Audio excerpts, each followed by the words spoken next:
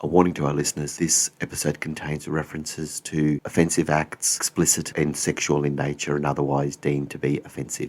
Hello and welcome to the Why Work podcast series. You are listening to Trajce, Sarah Bazell and Alan Girl. We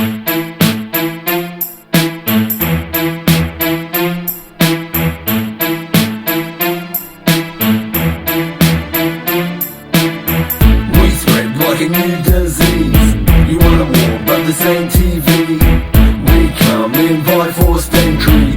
The mugs from Backwater Brizzy. I know in last season we spent a lot of time talking about oh no, not all over the floor. Alan, you're a shocker.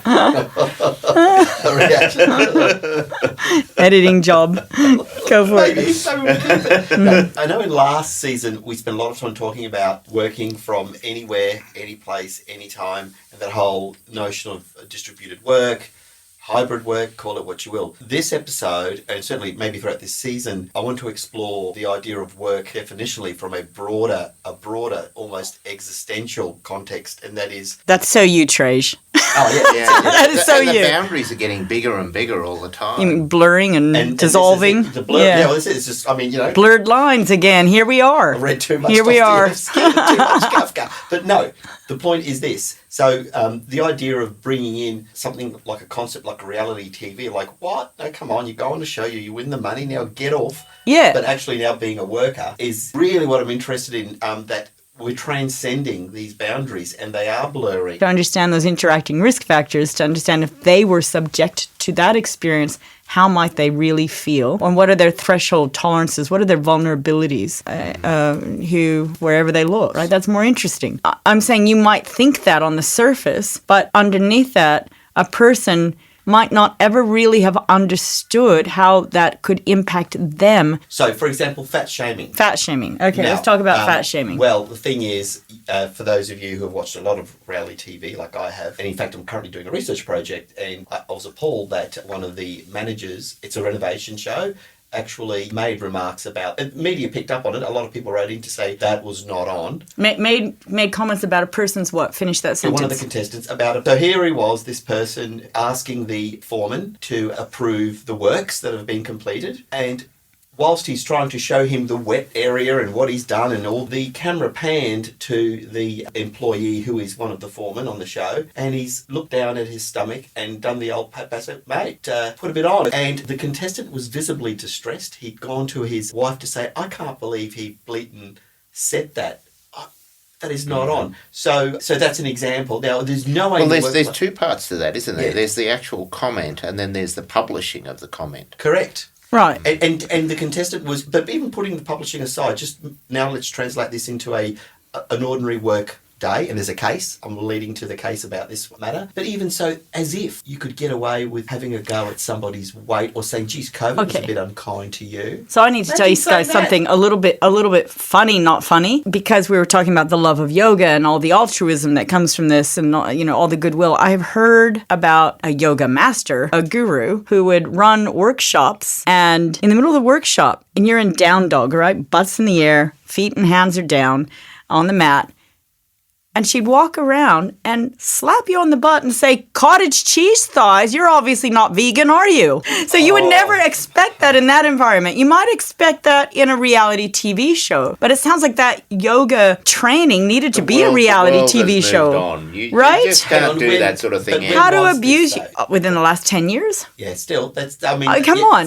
And it's almost like sometimes it's like people pay for that abuse. You know how you go to restaurants and there's... you're in the US. In America. I went in Brisbane. What? Yeah, where they treat you poorly on purpose. They already reported that someone went a bit too far. They had to sack them. But there you go. You see, right? But no. We had friends who've gone, and it's all pay for abuse, and they've got boundaries, of course. But you said before, it's now under this new legal landscape, either defined as or deemed to be workers are entitled to competition, and they need protections, right? Yeah. So tell us about this. This guy was fat shamed, Alan. But before you said there were two parts to it. You were saying it was the comments. There's the comment itself, and in terms of the comment itself, it's very difficult for an employer to try and control the comments that people make. I mean, they can do training, information, supervision. They can discipline where people say things that are inappropriate. So a one-off comment, very difficult for an employer to manage, but publication of that comment, that's very easy for an employer to manage.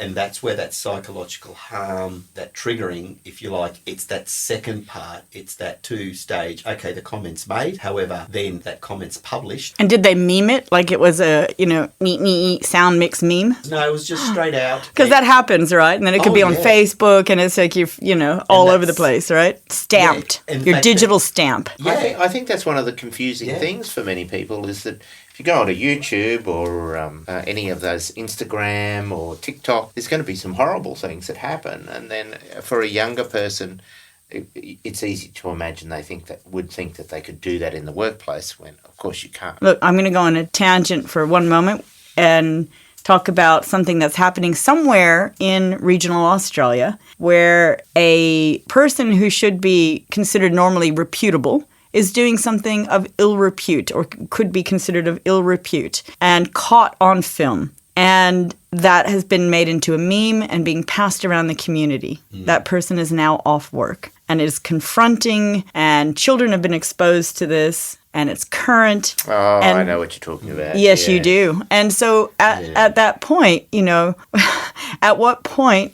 is an employer responsible for what occurs? And do they have the authority to stand someone down if they're acting in a way that could cause, a reputational harm, if you will, when it's exposed? What's those boundaries? You're talking about blurred boundaries. I think from an employer's perspective, the boundary's not that blurred. If you discover that an employee has behaved in a completely intolerable way, something that would be totally unacceptable, I think we're going to have to go to the example you're talking about. Go for it. Otherwise, it won't make sense. So you're talking about the masturbation case. It's not a case yet in public, shall we just say. I've had clients who've come to me where horrible things have been done, cardboard box left on the workplace where someone's defecated in the cardboard box. Right. So those things do happen. There's the joggers that poo on people's doorstops and they get caught, right? Those kind of things. The nighttime, whatever you call that, yeah. So just that one, we can go there. That one's a bit more complicated. But if an employee does something that's completely intolerable, completely outside the appropriate workplace behaviour, you can. But it's not at work. It's not at work. If it's not at work, let's just deal with the workplace behaviour first. Yeah. So if they behave in a completely inappropriate way, you can discipline them, and so long as it's reasonable management action, it might end up in dismissal. But you can't shame them. You can't take a video of it and put it on YouTube. Well, it's the shaming.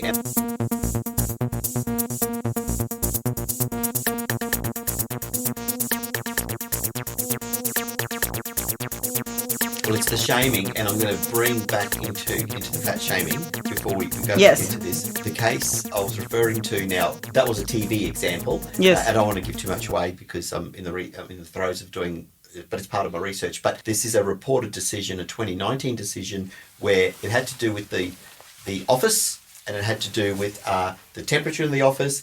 And unfortunately, the more junior worker said to the more senior worker, not that matters, worker's a worker, but on this occasion it was the junior worker saying to the senior worker that she didn't really feel the cold because she had, and I'm quoting, extra padding. Type of and comment, that was it. yeah. So, and of course, that was the start, that was the kick-off, and then eventually this worker was dismissed, but the younger worker was dismissed. Oh, the junior. The junior, not so younger. But it's an example of, you know what, you might want to talk about the cold. Don't push the envelope. Let's say don't turn up the heat. Don't push the envelope. My advice, and it's not legal advice, it's common sense advice, don't say it. Just don't. Now, some people just don't have a filter. I think if you say something, if you blurt out the words, and you can't wind it back. You see them out, and you're just trying to let me wind that back. You apologise, and then you leave it alone. And if the person doesn't accept your apology, well, you just leave it alone. And unfortunately, in this case, it festered in the sense that it just went on. It wasn't this. Okay, the statement was made, which I would say don't say it, but it's been made. And not in a Christmas party setting. Alcohol's not involved, just a workplace. But unfortunately, in this particular case, it wasn't left alone. It just snowballed from Yeah, there. the worker that made the comment initially wanted to justify the comment. So the workplace was 14 degrees Celsius, and the worker that made the comment felt that that was too cold. And It is low. It is low, and the supervisor felt that the temperature in the room was within the realms of what was appropriate, and so that's where their dispute occurred, and that's the genesis of the comment. But unfortunately for the worker that made the comment, they didn't let it go. They continued to persist in trying to justify their comment, and it just went from bad to worse. It went bad from work, and this is where we segue back now into part 2. It's not just what's happened in the work. Why it went bad to worse was, apart from her trying to justify, Elaborate, yeah, right? sorry scenario, saying I didn't really mean to cause you any harm. But you know how big you are. It's Right. exactly that scenario. But it got worse. She wouldn't let it go. This is the person. The who junior. worked The with. junior wouldn't let it go. She'd also, it got onto the Facebook. Then she put something out on Facebook. So she explained And it, wanted validation. Replied. Right. And so my point is, it gets out. It gets out. So once it gets onto social media, and that's that publication part. So suddenly, the single event, the single issue is now becoming an entire HR nightmare, because you've got Facebook and private message Can't contain it. exchanges. Trajce, I know university lecturers and senior decision makers in university systems that will sometimes have a look on social media posts to see what their students post, and that influences their decision about how they may treat that student or how they may consider a borderline mark. And it's target Grade. territory. Yeah. I'm not Very saying dangerous. Yeah, I agree. I'm saying I was surprised to come across that. And they would say, I want to see what's that nature of that person. And if you have something on public social media, that can influence their decision about how they treat you. And it's this simple, because the Facebook message sent to the complainant, this is the bit about not letting go. So the Facebook message, so Facebook being the key word here, had followed an incident at work, ... It rose from the complainant first thinking she had seen. Anyway, it goes on and on and on, but quite simply, that particular employer had a mobile phone policy, and that was, That was the basis. That of was the their dismissal. basis. Correct. But equally, Don't do it. for future employers, just like I said, the university lecturers, future employers may just look online and see what comes up about you, right? We're told that all the time. Watch out, because that's your digital footprint now. So I promised I'd circle back to the Masturbation? jogging, Jogging. the defecating jogger, or the person who's masturbating in the shop. Yeah, so there's, You've seen a lot, though, many, Trajce. many examples. You guys have seen more. Yeah, where people are caught out doing the wrong thing outside of work hours, and it all depends whether or not their behaviour will bring the business into disrepute. So do they sign something? Not all employers ask you to sign that. And like we said in season 1, it's not like all employers say, please do not have rigorous sex while you're traveling for work, right? It wasn't something you had to sign to say, gosh, better keep that in mind, Joe. But for me, this whole... But it wouldn't be a bad idea. see, this thing... So What, the rigorous sex or the signing against that? Having a disclosure. Oh, you don't want to answer that. I'm not going to answer that. No, one. leave that. Right. Well, my point is, so once it's this idea of, okay, what's said is said and what's done is done, but no, it's this. What I'm really interested in is this whole this almost pathological obsession now to have to vent into cyberspace. So the complainant on Facebook via a messenger app, these apps can get you in trouble. She starts ranting and saying, "Dear," the complainant's name's been anonymised in this case, "if keeping your job means I have to lose mine, it's a sad state of affairs. I realise I broke the rule and therefore paid for it. In fact, paid nearly $100 for it, which I can't afford. Again, I take full responsibility, I might add. I was merely glancing and I was engrossed in my reading." It goes on and on and on. "I know you're a stickler for the rules, and I wonder, if they pay you enough to feel good about undercutting me." So it's like one of these dolls just keeps opening up. Two things. That's work. That's not the official line of inquiry about grievances. Yeah. So if in doubt, do not vent on social media. So this case isn't just about the initial, the word was padding, extra padding. It just cluster exploded into inappropriate communication. Impulse control. The challenge with social media is it is immediate, so you get an impact, and so impulse control is not really a feature. There's not a pause and a filter. There's not an AI bot that will suddenly read some of the language and go, do you really intend to send this message? Press yes. And, Maybe they a should. little filter. Maybe Maybe they there should needs red to be flag it. something and anything. Say, warning. hang That'll on. be a useful app. You know That what? would be Hey, useful, let's right? trademark- We've got two things now. Let's trademark this, your marketing strategy. And also this, seriously, warning, you'll lose your job. So if you have a client who's, very emotional and passionate, you need somebody to craft this AI bot for them. Yeah. Let them just... Seriously, it's almost like a Did you trigger. really? Pause. I want you to sleep. This will not send for 24 hours. You must read it again in the morning. Right? Something like that. Because Alan, with emails, I mean, we've had members of the judiciary who have been in trouble for sending emails.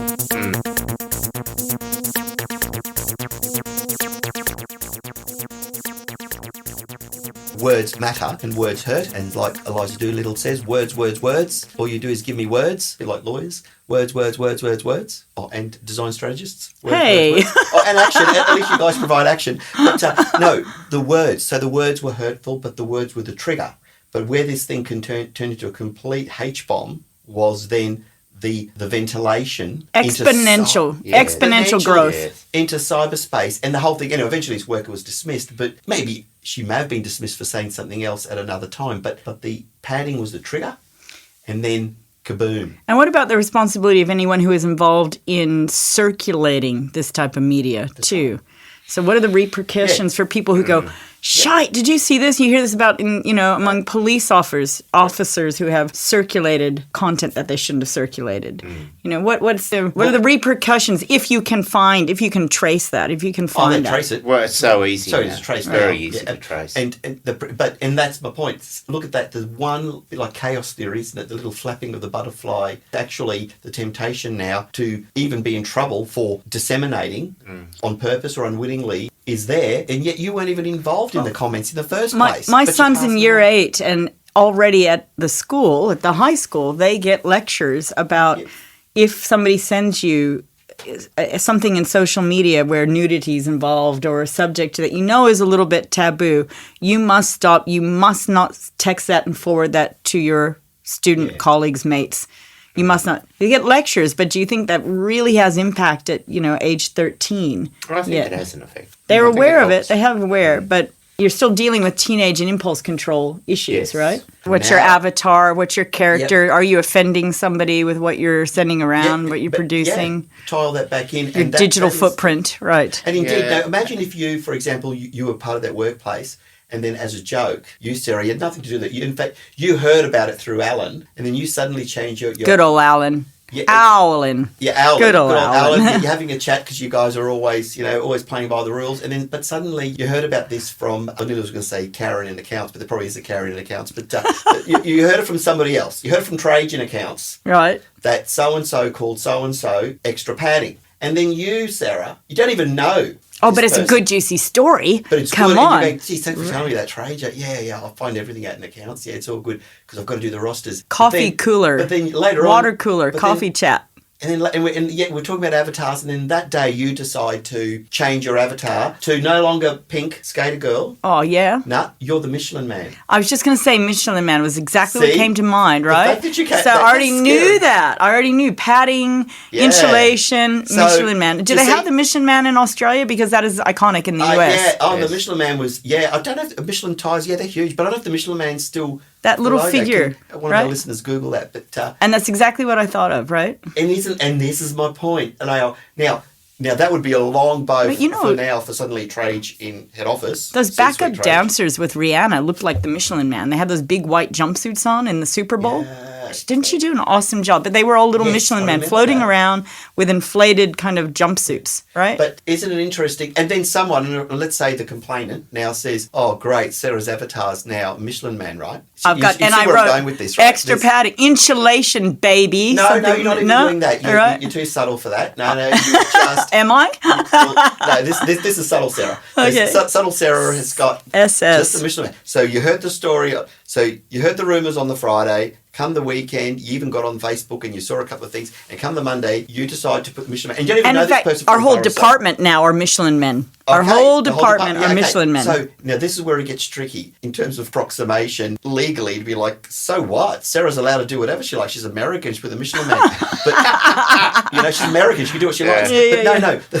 the thing is, my point to this is that complainant will probably, if I were that complainant, I'd be going, suddenly now the whole department in design have got Michelin men. But you see where I'm going with this? Compounded the problem. This is what the court's Well, trying to grapple with. it's much more onerous now because we have all those, all the states and territories are introducing laws about psychosocial hazards, and of course we now have the code of practice for psychosocial Unless you're issues. producing a reality show. which is Unless ironic. Unless you're producing a it, maybe we could just all say Which we're is ironic producing 'cause- reality 'cause shows. that- say, we keep an eye out for misbehaviour and we correct it when we see it. You have to have systems in place And- to try and and you prevent have that to- behaviour happening. And you also need to accommodate for diversity too. So not more from just protection, but you're trying to accommodate a diverse workforce.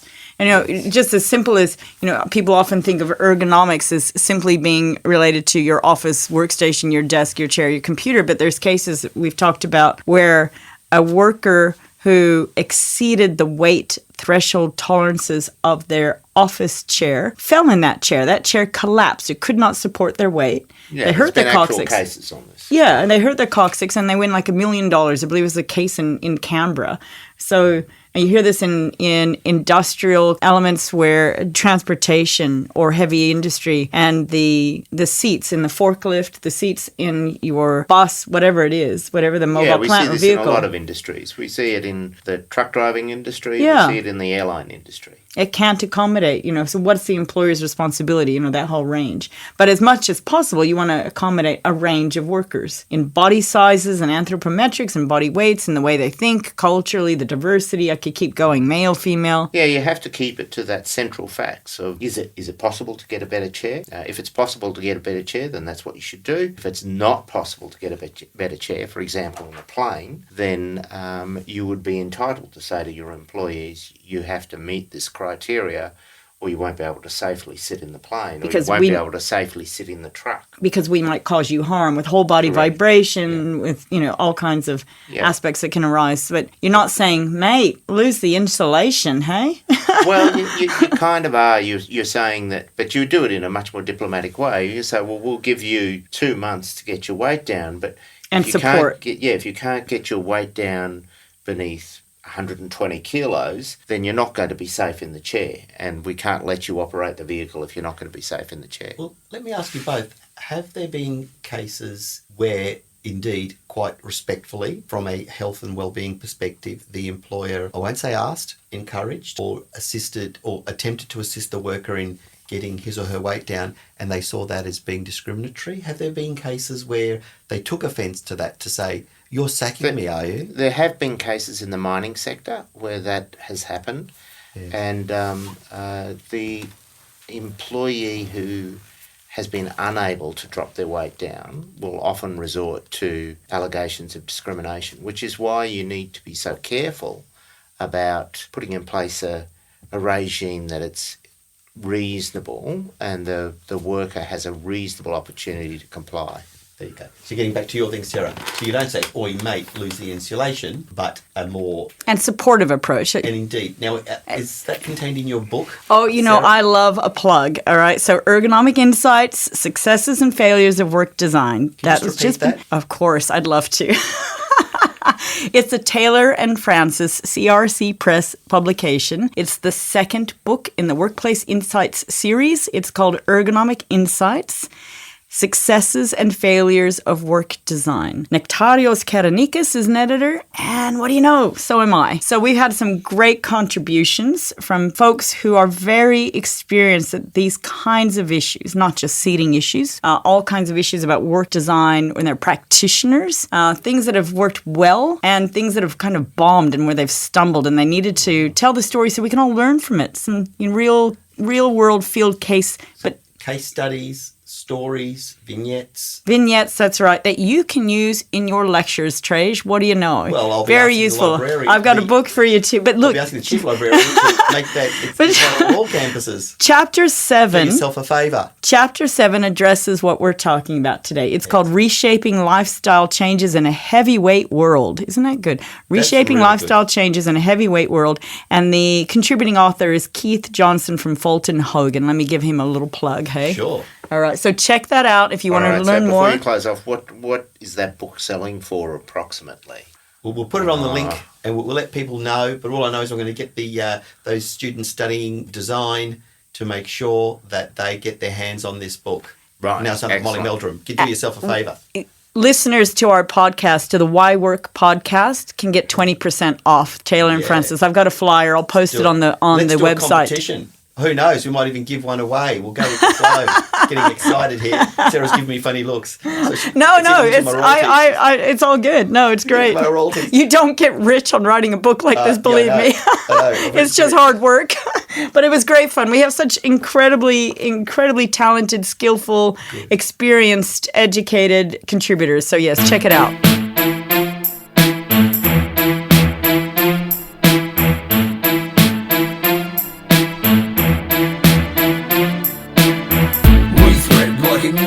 We hope you enjoyed that episode of Why Work. You've been listening to Trajce, Sarah and Alan. And if you'd like to know more about some of the things we've talked about today, please subscribe and we'd be more than happy to provide you with information, names of cases and other things that may interest you. Please be aware that none of the matters we've talked about today should be construed as legal advice or any other type of advice. We're just here to talk about all things related to work. See you next time. Serious, mysterious audio manuscript of a team ready and equipped.